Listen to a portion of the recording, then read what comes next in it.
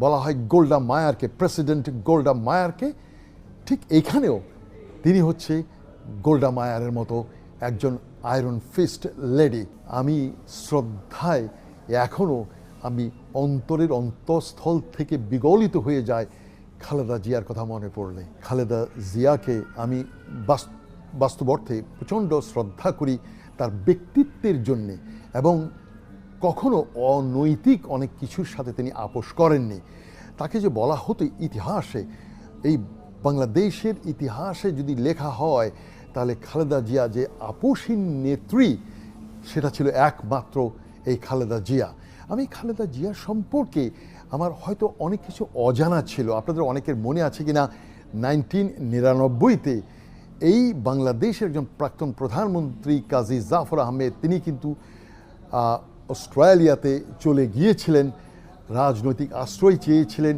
তার যে রাজনৈতিক আশ্রয়ের যে দরখাস্ত, আমি তার উকিল হিসাবে আমি প্রাথমিক যে কাজটা আমি শুরু করেছিলাম, তখন উকিল আর মক্কেলের যে সম্পর্ক, তার আমাদের কাজী জাফর আহমেদের সাথে আমার সাথে সম্পর্কটা ছিল উকিল মক্কেলের সম্পর্ক ছিল না, বরং আরও ঘনিষ্ঠ বা এর চেয়েও অতিরিক্ত কিছু ছিল।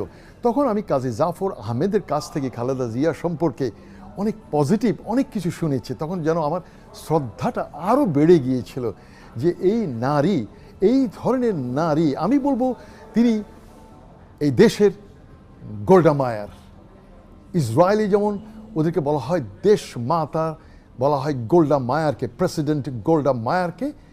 ঠিক এইখানেও তিনি হচ্ছে গোল্ডা মায়ারের মতো একজন আয়রন ফিস্ট লেডি, আপোষহীন নেত্রী।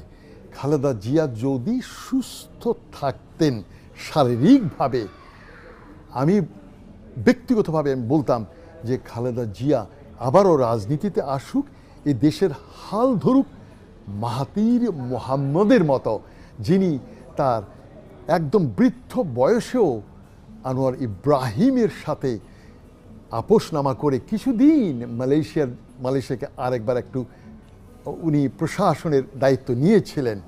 ঠিক সেইভাবে আমিও খালেদা জিয়াকে বলতাম যে এই দেশের কিছু দায়িত্বভার কিছুদিনের জন্য তিনি নিয়ে কিছু ময়লা আবর্জনা সাফ করে তিনি সরে গিয়ে পরে অন্য কোনো প্রজন্মের ভালো, পরবর্তী প্রজন্মের ভালো কারো কাছে দায়িত্বটা অর্পণ করতে পারতেন।